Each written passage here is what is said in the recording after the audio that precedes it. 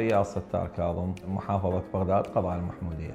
والدي المريض صار له تقريبا سنتين يعاني من عينه اليمنى، الرؤية مالته قليلة وتدمع.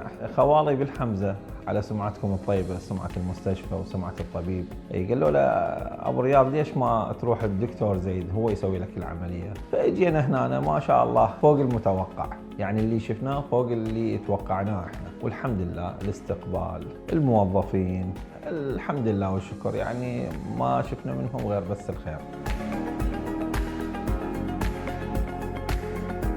مريضنا يعاني من مي ابيض، من ضبابيه قويه بالعين، نسوي له ان شاء الله عمليه المي الابيض اليوم. البنج مالت العمليه فقط قطره موضعيه، بنج سطحي فقط قطره، يعني هسه دا ازرع لك العدسه مع العين ان شاء الله. ما حسيت باي شيء اثناء العمليه؟ ان شاء الله.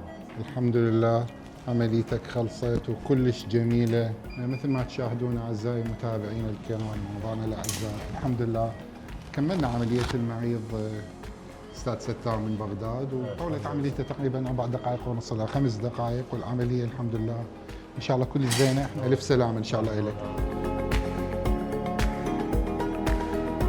جينا حسب الموعد 1/4، الدكتور حدد العمليه على اليوم، والحمد لله تم اجراء العمليه والحمد لله والشكر. يعني ما اعرف شلون اوصف شعوري تجاه هذا المركز، يعني الحمد لله والشكر. موظفين، الدكتور، التعامل الراقي، يعني ابد ما ينزعجون من اي سؤال نساله، والحمد لله والشكر. يعني يعجز الكلام عن وصف المشاعر تجاههم.